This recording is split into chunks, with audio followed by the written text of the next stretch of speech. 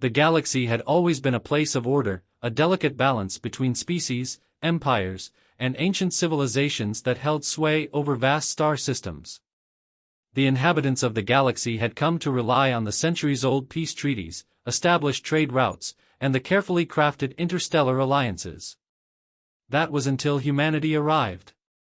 The first contact was nothing like the diplomatic meetings that most species had experienced. Humanity's ships were raw, unrefined, sleek but practical. Their transmissions broadcasted simple, yet terrifyingly assertive messages. No pleasantries. No negotiations. Just a singular declaration, *, we are humanity. You will kneel, or you will perish. *. The first galactic races to encounter them brushed the threat aside, dismissing humanity as a minor nuisance at best.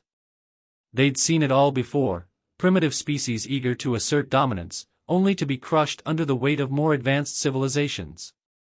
The Chris, a mighty insectoid species, were among the first to underestimate the humans. They were among the most powerful forces in the galaxy, capable of tearing apart fleets with their sheer might. However, they were unaware that this human species had a unique trait, a genetic drive to survive at any cost. In the beginning, the Chris sent a small task force to investigate the human presence on the outskirts of the galaxy, assuming it would be a mere formality to destroy these so-called invaders. When the Chris arrived at the human colony on the planet Icaron, they found the situation to be far more complex. Humanity's technology was rudimentary compared to the Chris, but the humans fought back in ways that no one could have predicted. They set traps, turning the very environment against the invaders, using guerrilla tactics and sheer unpredictability. Despite having far less advanced weaponry, the humans adapted with terrifying speed. The Chris fleet, initially confident in their victory, found themselves caught in a nightmare. One by one, their ships fell to ambushes and sabotage. Soon, the Chris sent for reinforcements, but by then, it was too late. The humans had mastered the art of survival in a way no other species could comprehend. Where others would flee or surrender, humanity fought with a primal rage, an unyielding resolve that turned the tables on the Chris. And yet, this was only the beginning. Across the galaxy, the news spread like wildfire. The Chris had been repelled by a species that should have been no more than a fleeting thought. Who were these humans? That was the question echoing across the stars. And more importantly, what would they do next? While some galactic leaders wrote off the defeat as a fluke, others began to take note. The Tsardians, a species known for their cold logic and calculated military strategies, took the first steps to understand humanity more deeply. They sent emissaries, but the humans were not interested in diplomatic talks. Humanity's response was simple and chilling, *, join us, or stay out of our way. *. The galaxy watched as the humans slowly but surely began expanding their influence. Their rapid, aggressive expansion was not met with the typical resistance. No, humanity had an unusual gift, a nearly supernatural ability to adapt and thrive under pressure. No matter the environment, no matter the opposition, humanity overcame. And the galaxy began to tremble. It was not long before an alliance of galactic empires formed to combat the human threat. The first major confrontation occurred in the Draxus Nebula, where a coalition of 5 species, each one considered the pinnacle of technological and military might, united to stop humanity from claiming yet another star system. The battle was fierce. But what was different this time was that humanity didn't fight like anyone had expected. They didn't attack in predictable waves or follow standard tactics. The human fleet was everywhere, and nowhere, all at once. Ships reappeared where they should not have, reinforcements arriving in the blink of an eye. Some ships acted as decoys, drawing the enemy in only to have the true strike force strike from a different angle. The tactics were maddeningly brilliant, as though the humans were playing a game that no one else could even begin to comprehend. The coalition's forces were shattered, their fleets scattered and destroyed. The victory was undeniably human. But it wasn't the bloodshed that made this victory so monumental. It was the way humanity fought. The galaxy, for the first time in its long history, found itself face to face with a species that could not be predicted, could not be reasoned with, and seemed to have an unbreakable drive to succeed. Humanity had revealed something to the galaxy, a terrible truth that had only just begun to sink in. They were a species of nightmares. The humans' ruthless determination was not driven by power, greed, or desire for domination, it was driven by survival. And now, the galaxy would learn the true meaning of that word. The great civilizations of the stars had never faced an adversary quite like humanity. And the worst part? The humans knew they hadn't even begun. This was only the start of the legend, and they were just getting warmed up. After the stunning victory at Draxus Nebula, humanity's reputation spread like wildfire across the galaxy. Every species, from the mighty Chris to the enigmatic Feliori, began to ask the same question: what do they want? The humans gave no clear answer. They didn't broadcast their ambitions to the galaxy in grand speeches or offers of peace. In fact, the human government, if it could even be called that, was an enigma to the galaxy's powers. There were no known leaders, no royal families or ruling councils, and no visible central command. Instead, humanity's military seemed to operate as a decentralized network, a coalition of independent factions united by a single, terrifying purpose: to survive at any cost. What most of the galaxy didn't realize was that humanity's true strength lay not in its technological prowess or its ability to adapt, but in something far more insidious: the psychological warfare they waged from the shadows. For centuries, the great empires of the galaxy had used manipulation and subterfuge to maintain their power. They bribed, coerced, and intimidated weaker species to fall in line, creating a galaxy where every ruler had an intricate web of spies, informants, and pawns in play. But the humans didn't play by these rules. It wasn't just about brute strength. It was about planting seeds of doubt, creating fissures, and exploiting every insecurity the galaxy's powers had buried beneath their polished facades. The first example came when the Tsardians, known for their cold logic and unshakable confidence, began to experience a strange, untraceable malfunction in their communications networks. For weeks, their command center was thrown into chaos as false information flooded their systems, leading to disastrous decisions in critical engagements. It was subtle at first: misleading data, misaligned reports, fabricated messages, but soon, the Tsardian leadership began to question the loyalty of their own officers. Were their most trusted generals secretly betraying them? Were their enemies already inside their ranks? The answer, as it turned out, was more unsettling than they could imagine. It wasn't anyone inside their ranks, it was humanity manipulating them from afar. The humans had never made direct contact with the Tsardians regarding these incidents. They didn't need to. The humans had infiltrated every layer of the Tsardian military network, feeding them distorted information and false narratives, sowing mistrust and confusion. Every operation conducted by the Tsardians from that point on was conducted with suspicion and paranoia, ensuring that their efforts to counter humanity's expansion were disorganized and ineffective. Next, the humans turned their attention to the mighty Zorthan Empire, the dominant military power in the galactic core. Known for their vast armadas and centuries of martial tradition, the Zorthans were not easily shaken. But when the humans initiated what would come to be known as the Red Dawn Campaign, it changed everything. The Zorthans had long dominated the outer territories, and the humans were expanding dangerously close to their borders. Instead of launching a frontal assault, something that would have been foolish given the Zorthan military might, humanity did something unexpected. They quietly began to infiltrate the Zorthan political structure. The humans didn't need to convince the entire empire to turn against its leaders. No, they only needed to plant a single idea in the mind of a single Zorthan politician. This politician, a rising star in the Zorthan Senate, was a man of ambition and pride. Humanity didn't offer him riches or promises of power. No, they simply spoke of one truth that no other empire had dared to mention: the Zorthan Empire was becoming stagnant. The once great empire, the pinnacle of military might, was slowly decaying, held together only by a web of outdated traditions and increasingly ineffective leadership. The Zorthans weren't expanding, they were on the brink of collapse. The politician, now filled with doubt, began to whisper these thoughts to others in power. And, just like that, the seed of rebellion was planted. The Zorthan Empire, once united, fractured into a dozen factions, each with its own interpretation of how to reclaim the glory of the past. The empire descended into civil war, each faction blaming the others for their downfall. Humanity, watching from the shadows, had accomplished something extraordinary. They hadn't fired a single shot. They hadn't launched a single fleet. Instead, they had dismantled one of the most powerful empires in the galaxy with nothing more than whispers in the right ears.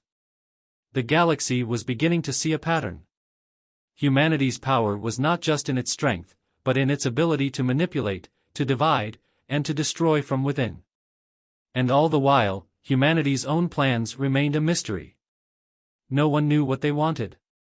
Were they simply seeking to dominate the galaxy? To expand their empire? Or was there something more? Were they, as some whispered, simply watching the galaxy burn, knowing that in the chaos, they would emerge as the true survivors? As civilizations crumbled, the humans sat back and observed, learning, adapting, preparing for the next move. The galaxy had been lulled into a false sense of security by its own history, and now, it was beginning to realize the truth. Humanity wasn't just a force to be reckoned with, it was a force that could reshape the very fabric of the galaxy, piece by piece, from the shadows. The unseen hand had just begun to make its presence felt. In the aftermath of the Zorthan Empire's fragmentation, the galaxy found itself spiraling into an ever-deepening state of uncertainty. Empires that had once considered themselves indomitable were now paralyzed by internal struggles, and the smallest of factions began to carve out their own influence. Among the debris of former power, one thing was clear: humanity was the only force that seemed to move with purpose, and no one truly understood their endgame. Humanity's continued expansion was unlike anything the galaxy had seen. Rather than forcing their way into star systems with overwhelming might, they adopted a more insidious approach. They began to offer protection to the smaller, weaker systems, presenting themselves as the safeguard against the chaos consuming the larger empires. For every world they conquered, they promised security, stability, and a path toward survival. But there was something deeply unsettling about this offer. Humanity's protection didn't come without a price. Entire colonies were quickly brought under their influence, and their once independent leaders were either silenced or turned into puppets who, outwardly, made their own decisions, but were secretly beholden to the unseen force of humanity. Systems that had once thrived with a spirit of autonomy now existed as subservient parts of a larger, terrifying whole. What humanity understood, far better than any other species, was the value of unity. The galaxy was a patchwork of fractured civilizations, each locked in their own political and military struggles. No race had ever attempted to truly unite the disparate factions of the galaxy under one banner. Humanity, however, was doing precisely that, without lifting a single fleet. The first major sign of humanity's growing influence came when a coalition of smaller systems, previously at odds with one another, agreed to sign a treaty that would unite them under a single banner. The treaty, composed by human emissaries, established a new governmental structure, a confederation, where each system retained its autonomy, but all swore allegiance to a central human-led council. The galaxy scoffed. This confederation was little more than a ruse, they said. It was too fragile, too weak to ever compete with the power of the great empires. But humanity was patient, and as years passed, the confederation grew, slowly but steadily. The number of systems under its fold increased. Some joined for the protection humanity offered.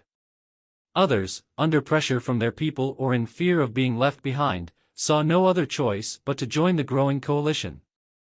The governments of the galaxy began to worry. They had long relied on division to keep their power. Divide and conquer, that was the galactic way.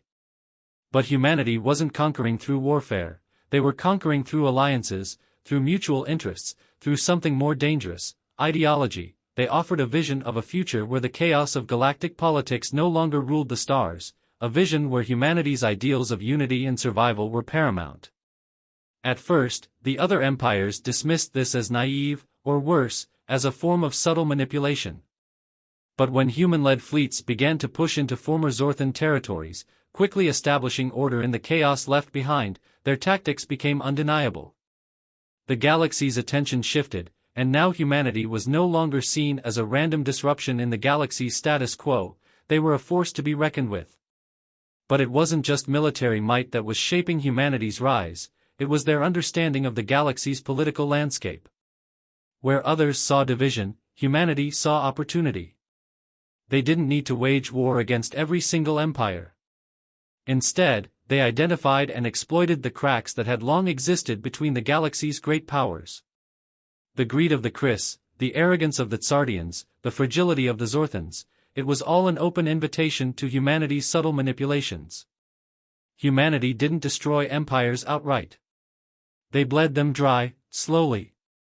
They isolated the weak points in the fabric of their enemy's power and tore at those threads, one by one, until even the mightiest were too weak to defend themselves. The more the galaxy splintered, the more powerful humanity became. They didn't just expand, they redefined what it meant to be powerful. But it wasn't all about empire building. No, humanity's greatest secret was still yet to be fully revealed. Their success wasn't just about military or political manipulation, it was about something far more primal, far more terrifying, their ability to control the very nature of conflict itself. The humans didn't simply fight to win, they fought to survive, and in the depths of war, when all seemed lost, humanity had developed an incredible adaptability. In every skirmish, they learned, evolved, and outlasted their enemies. Their military strategies were nothing like the conventional tactics of other races. Humanity didn't fight to annihilate their enemies outright. No, they fought to ensure that their opponents would never fully recover. In one brutal conflict against the GZK, a ruthless alien race known for their lightning-fast strikes and bloodthirsty combat tactics, humanity did something that shook the GZK to their core. Rather than meeting the GZK in direct battle, humanity employed an unconventional strategy. They turned the environment itself into an enemy. The GZK's ships, designed for rapid movement in open space, found themselves trapped in the deadliest kind of combat, an environment where their speed meant nothing, and their strengths were rendered useless. Human forces didn't strike with brute force. Instead, they outlasted, wore down, and broke their enemy's will.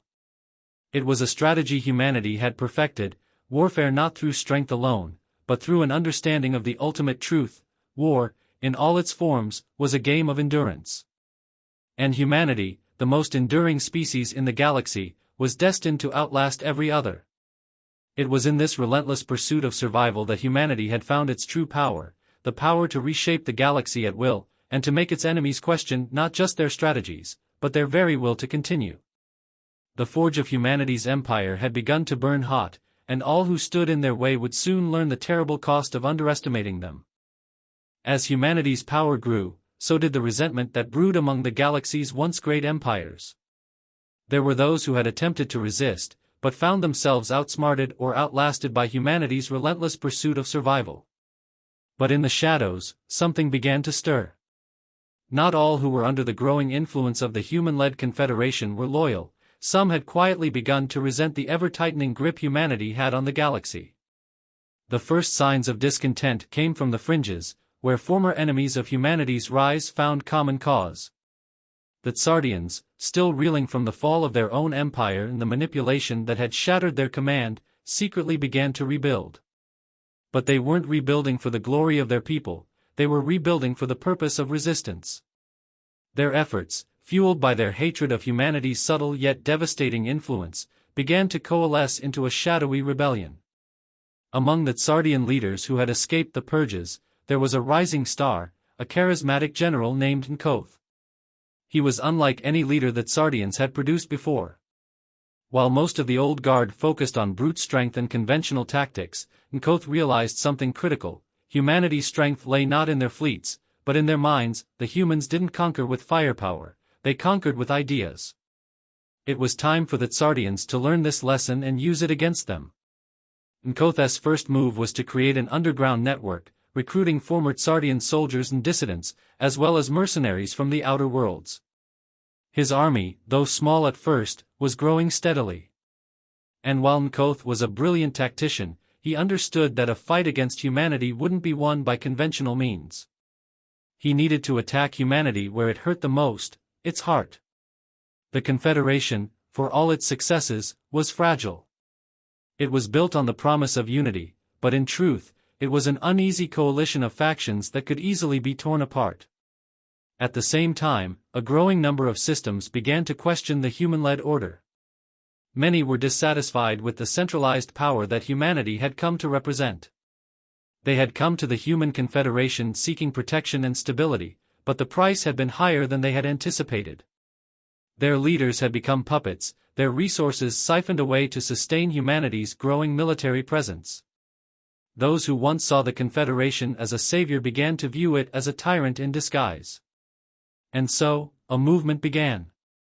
It began quietly at first, but it spread like wildfire.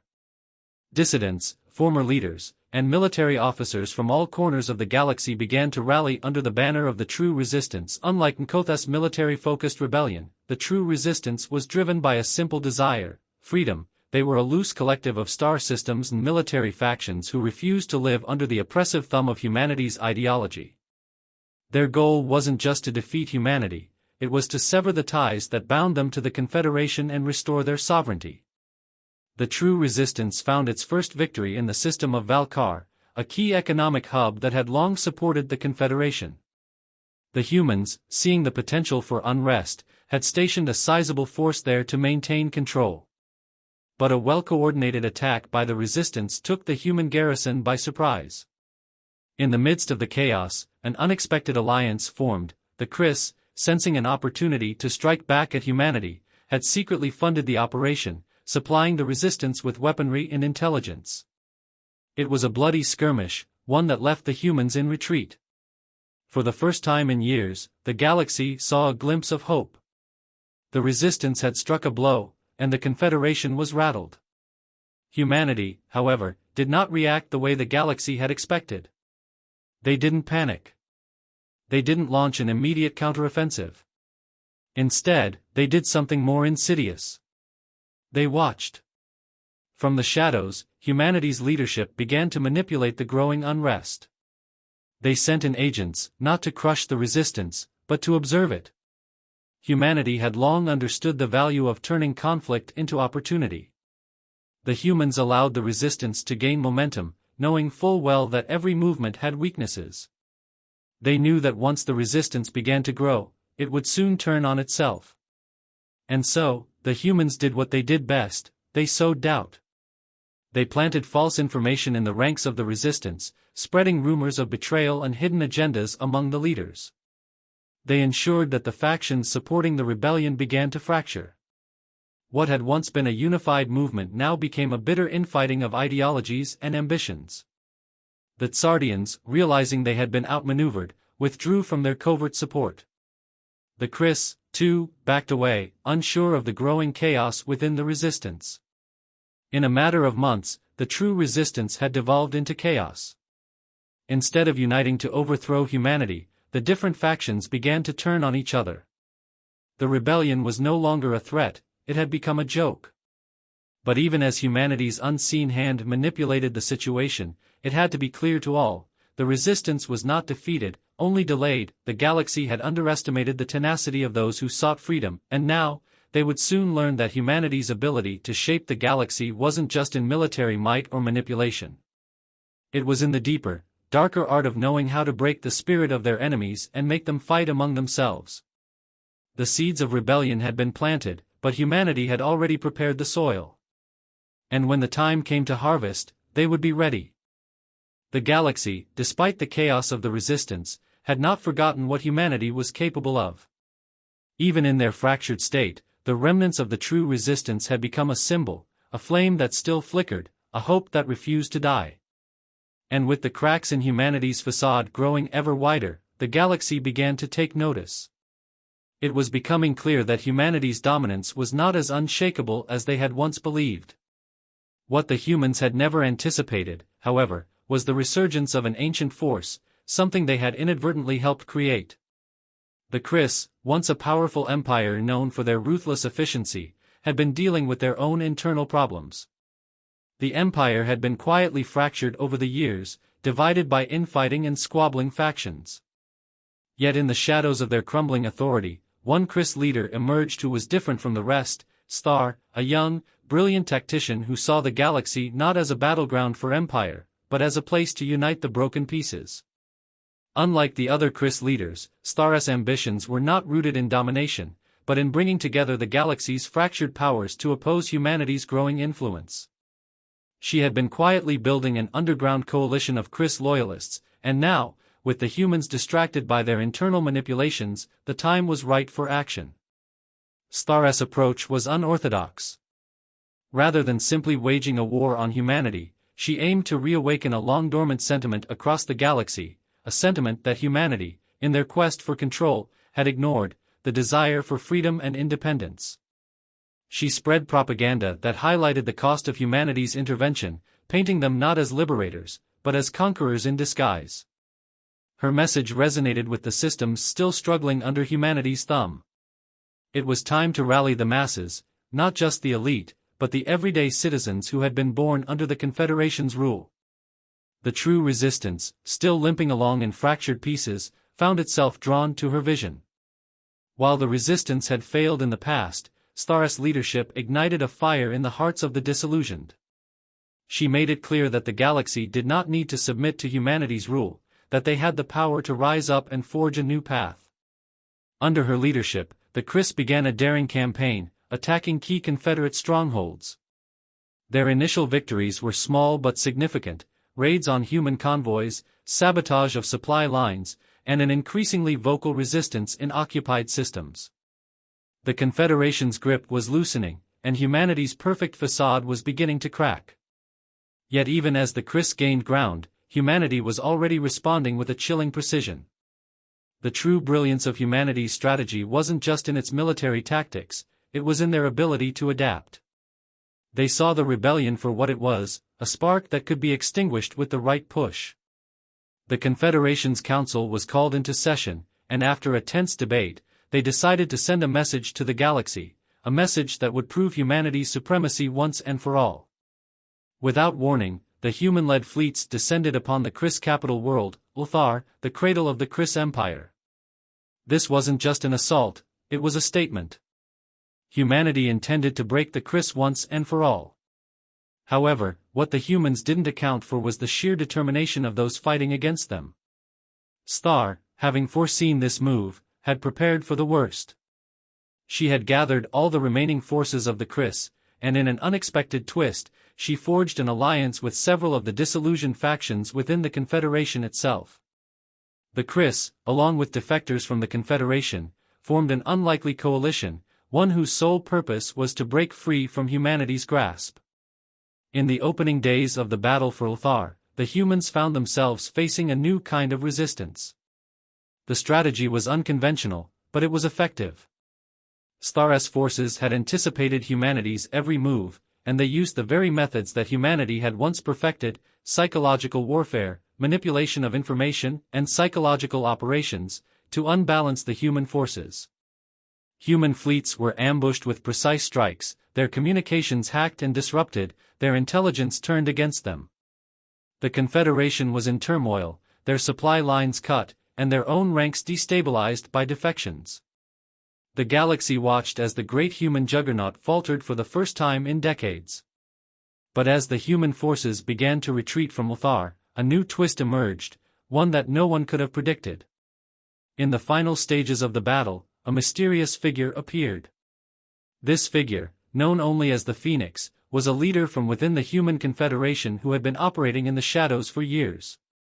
His true identity was unknown to the galaxy, even to the highest echelons of human leadership.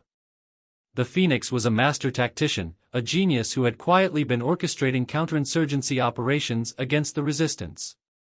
But unlike the human leaders before him, the Phoenix was not interested in expansion. He had only one goal: to preserve the human confederation at any cost. When the Phoenix appeared, he did so with a single, devastating act. He launched a weapon that humanity had been perfecting for years, a system-wide disruptor that would disable the technology of entire star systems. The weapon hit Chris and Confederate systems alike, plunging them into darkness. Communication networks, military fleets, and even basic civilian infrastructure were crippled. For a moment, it seemed as if the galaxy had fallen into anarchy. But in the chaos, a new order began to emerge, one where the galaxy's fate would no longer be decided by brute force alone, but by the will of the people. Humanity had created a spark, and now it was up to those who still had the will to fight to determine the future. The Phoenix's actions had not brought an end to the rebellion. Instead, they had cemented the fact that the galaxy was irrevocably changed. No longer could the old empires rest on their laurels, confident in their superiority. The true war had begun. The galaxy, fractured and scarred by years of conflict, was now on the edge of a new dawn. The actions of the Phoenix, though ruthless, had set the stage for a galaxy-wide upheaval. Humanity's greatest strength, its ability to adapt, was being tested like never before. The rebels, emboldened by their recent successes, were now poised to strike at the heart of the human-led Confederation. Yet the galaxy was far from united. In the wake of the Phoenix's disruptive weapon, entire star systems found themselves plunged into anarchy. Communications were severed, trade routes cut, and fleets left in disarray. Without the steady hand of the Confederation to guide them, once loyal systems were left scrambling for control. And where there was chaos, there was opportunity. The Chris, with their leadership under Star, pressed their advantage. After years of suffering under humanity's subtle manipulation, the Chris were finally fighting back with unrestrained fury. They began to rally the displaced systems, those that had once been part of the Confederation, and those that had always lived in the fringes. The Chris no longer fought for dominance, they fought for survival, for the very essence of their civilization. Yet, despite their momentum, they couldn't break the one thing that humanity had worked tirelessly to preserve, its unity. The factions that had once been scattered and fragmented were now slowly beginning to coalesce around a singular, terrifying reality: if humanity fell, the galaxy would fall into an even darker, more chaotic state. The Confederation's oppressive structure was brutal, but it kept the galaxy from descending into complete madness. As the Chris pushed further into Confederate territory, remnants of the old empire's leadership sought to consolidate power. The Tsardians, once fractured and distracted, now found a new purpose. Nkoth, the general who had started the rebellion, rose from the ashes of the resistance with an even clearer vision. He had never believed in just dismantling humanity's power, he believed in forging something new, something better, by uniting the galaxy's disparate forces against the true enemy, the entire system that had given rise to humanity's influence. But Nkoth, too, realized that the war for control was no longer about winning one battle after another. Humanity's rise had shown the galaxy that brute force alone wasn't enough to topple the new order. It was not just a matter of defeating the humans, it was about reconstructing the fabric of the galaxy itself. A new empire, free of the manipulations that humanity had mastered. The question, however, was who would lead this new coalition? The Tsardian general, now a symbol of the galaxy's fractured resistance, wasn't alone. The true heart of this new coalition lay with the many systems that had endured the long years of human subjugation. Leaders who had once bowed to human authority now saw the possibility of a different future, one not controlled by humanity, but by the galaxy's people themselves. And in this vision, the fragile peace that humanity had once promised was nothing more than a lie. The stage was now set for the ultimate confrontation, but it was no longer about one side prevailing over the other. The war had become a clash of ideologies, each side believing they held the key to the galaxy's future. As tensions escalated, the people began to ask themselves a question that humanity had never fully reckoned with: what if the galaxy could be free of them? What if the human confederation, with its influence, control, and manipulation, was not the true path forward? The question gnawed at the hearts of even the most loyal to the human cause. They knew that something was deeply wrong. There were whispers in the corridors of power, doubts about whether humanity's vision of unity was worth the price they had paid in blood and sacrifice. Was it worth trading the galaxy's freedom for the illusion of order?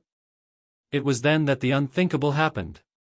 A small group of defectors within the human military, disillusioned with the regime, banded together in secret. Led by former officers who had witnessed the corruption at the highest levels of human power, they began to plot the ultimate coup, one that would not just overthrow the Phoenix, but unravel the entire structure of the human confederation. Led by a charismatic leader known only as Agent Zero, this rogue faction was determined to take the galaxy back from humanity's iron grip. Agent Zero, a former high-ranking intelligence officer, had seen the inner workings of the Confederation and understood the truth: humanity's unity wasn't built on ideals of peace or mutual survival, it was built on control, fear, and manipulation. The defectors, working in the shadows, struck at the heart of the human military. They sabotaged key infrastructure, hacked into top-secret networks, and leaked damning information about the Phoenix's plans. They worked in secret, isolating the Confederation's leadership and destabilizing the human-controlled systems, sending shockwaves throughout the galaxy. Suddenly, humanity was no longer the unified, unstoppable force it had once been. The carefully constructed facade of unity was beginning to crumble. The galaxy, once so sure of humanity's invincibility, now saw the cracks in their iron grip. And for the first time, the galaxy dared to believe that it could be free. But as the human confederation faltered, a new threat arose, one far more dangerous than anything the galaxy had faced before. For when power structures begin to collapse, new ones quickly rise in their place. And the question remained: who would emerge from the ashes of the old order? Would the galaxy find peace, or would it be consumed by a new kind of tyranny? The galaxy stood on the precipice of something unimaginable. Humanity's once unassailable confederation was unraveling, and in its wake, the galaxy was shifting toward an uncertain future. The remnants of the human empire were struggling to hold on to what little remained of their power, but cracks were deepening, and the people were beginning to question everything they had been told. The age of human domination was ending, whether humanity liked it or not. The rogue faction, led by Agent Zero, had dealt a devastating blow to the human military apparatus. With key military leaders either dead or in hiding, humanity's once unified command structure fractured. The Phoenix, the enigmatic tactician who had been humanity's unseen hand, found himself at odds with those who now questioned his vision. His carefully laid plans for a galaxy under human control were being dismantled one by one. Yet the Phoenix was not easily defeated. A man, or perhaps something more than a man, of his intelligence and conviction would not fall without a fight. Using the last of his loyal supporters, he attempted to rally the remnants of the human fleet. But the tide had already turned. The galaxy had seen through humanity's control, and it would not fall back into their grasp without a struggle. Amidst the chaos, new leaders began to rise. No longer was the question of power about who would replace humanity, it was about how to rebuild a shattered galaxy that had been torn apart by centuries of oppression, betrayal, and war. Star, the Chris leader, became the face of the rebellion. She had long dreamed of a galaxy united not under the boot of an empire, but in an alliance of free worlds, where each species, each system, would govern itself without fear of manipulation. Her vision resonated with millions of systems that had lived under the thumb of human control. She was not simply a military leader, she became a symbol of hope, a beacon for those who had long been subjugated by the human confederation. The Tsardians, too, saw the possibility of a new dawn. Nkoth, the Tsardian general who had once fought for the fall of humanity, now found himself questioning the very foundations of his beliefs. It was no longer enough to overthrow humanity, the galaxy needed something more, a new order that was not based on conquest, but on cooperation. He forged a reluctant alliance with Star, knowing that the road to true freedom lay in unity, not in division. Across the galaxy, leaders from various races, once enemies of humanity, began to negotiate. They formed the Galactic Assembly, an unprecedented gathering of the galaxy's most influential species. For the first time, they set aside old grudges and ideologies to seek a common goal, a galaxy where power was shared, not hoarded, where peace could be built from the ashes of war. But even as the Assembly worked to build a new future, there was a shadow that loomed over them, the remnants of humanity itself. The Phoenix, refusing to accept the collapse of his empire, began to rally his loyalists. Using his mastery of information warfare and psychological manipulation, he sought to destabilize the fragile peace. He whispered lies in the ears of the newly formed leaders, fanning the flames of distrust, hoping to turn the galaxy's new coalition against itself. He was not alone in his efforts. There were other forces at work in the shadows, old warlords, mercenaries, and criminal syndicates that had once thrived under humanity's rule. They saw the weakening of the Confederation as an opportunity to seize power for themselves. The galaxy, despite its newfound hope, was still a dangerous place, and there were those who were willing to do anything to control it. But despite these dangers, a new era was slowly taking shape. The galaxy, once enslaved by humanity's unyielding march, was now a canvas upon which new alliances, new dreams, and new futures could be painted. The people had witnessed the rise and fall of the human empire, and they understood one fundamental truth: no one species, no one race, could ever truly rule the stars. As Thar and Nkoth led the charge for lasting peace, humanity itself faced a reckoning. The Phoenix, a relic of a bygone age, had no place in the future they sought to create. His vision was one of control, while theirs was one of cooperation. The humans who had once sought to impose their will upon the galaxy now found themselves on the outside looking in, forced to reckon with the consequences of their actions, and the empire they had built. In the end, it wasn't the galaxy's mightiest armies or its most advanced technologies that determined its fate, it was the will of its people. The galaxy, having once suffered under humanity's shadow, had found its voice.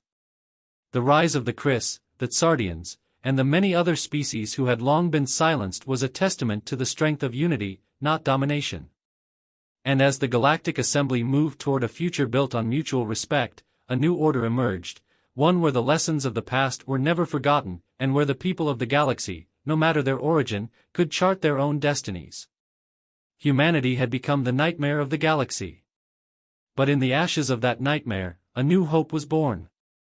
The legend of humanity, how they had risen to become the galactic nightmare, had finally come to an end. The galaxy now belonged to all its people.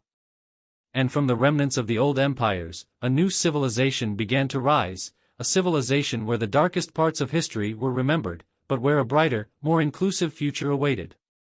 The age of humanity's dominance was over. The dawn of a new era had arrived.